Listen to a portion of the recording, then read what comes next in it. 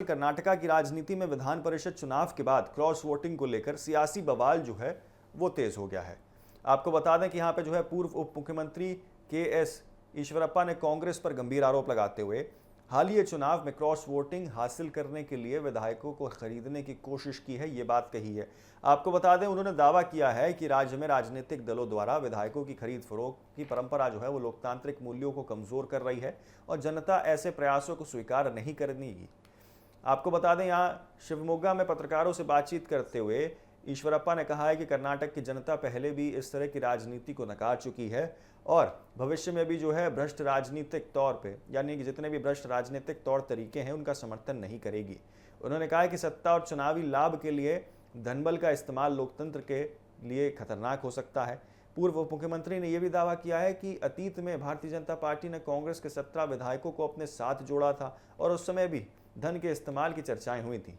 उनके अनुसार ऐसे राजनीतिक कदमों से किसी दल को कुछ समय के लिए फायदा मिल सकता है, लेकिन लंबे समय तक जो है इसका नुकसान ही उठाना पड़ सकता है। उन्होंने कहा कि राजनीतिक अवसरवाद और दल बदल की संस्कृति ने जनता का भरोसा कमजोर कर दिया है। ईश्वरप्पा ने कहा है कि जिस तरीके से पहले राजनीतिक लाभ के लिए विधायकों को साथ लिया जाता है, उसी प्रकार अब कांग्रेस पर भी जो है क्रॉस वोटिंग को प्रभावित करने के आरोप जो है वो लग रहे हैं।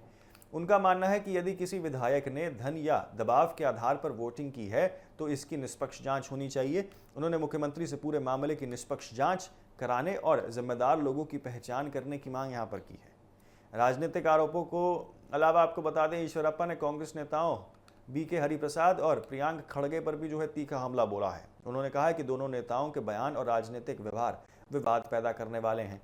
उन्होंने कांग्रेस नेतृत्व पर भी जो है निशाना साधते हुए कहा है कि पार्टी लगातार जनाधार खो रही है और भविष्य में उसकी स्थिति जो है वो कमजोर होती दिखाई दे रही है। इसी दौरान आपको बता दें ईश्वरप्पा ने राष्ट्रीय स्वयंसेवक संघ यानी कि आरएसएस का भी बचाव किया है। उन्होंने कहा है कि सार्वजनिक स्थानों पर संघ की गतिविधियों को नियंत्रित करने या फिर उस पर प्रतिबंध लगाने की मांग जो है वो अनुचित है। उनके अनुसार इतिहास गवाह है कि संघ ने कई कठिन परिस्थितियों में समाज और देश की सेवा की है। उन्होंने कहा है कि कोविड-19 महामारी के दौरान आरएसएस के स्वयंसेवकों ने लोगों की मदद के लिए मैदान में उतरकर जो है राहत कार्य किए थे। ऐसे में संगठन की गतिविधियों पर रोक लगाने की मांग उचित नहीं की जा सकती है। ईश्वरप्पा ने यह भी कहा है कि अतीत में संघ पर प्रतिबंध लगाने की कोशिश हुई थी, लेकिन संगठन लगातार सक्रिय रहा है और समाज के विभिन्न क्षेत्रों में जो है वो काम करता रहा है। कुल मिलाकर देखा जाए तो विधान परिषद चुनाव के बाद कर्नाटक की राजनीति में क्रॉस वोटिंग, दल बदल और धनबल के आरोपों ने जो है नया विवाद खड़ा कर दिया है। ईश्वरप्पा के बयानों ने इस बहस को जो है और तेज कर दिया है। अब राजनीतिक निगाहें इस बात पर टिकी हैं कि सरकार इन आरोपों पर आखिरकार क्या कुछ रुख अपनाती है और क्या किसी तरह की जांच आगे बढ़ पाती है या फिर कुछ और सामने निकल कर आता है।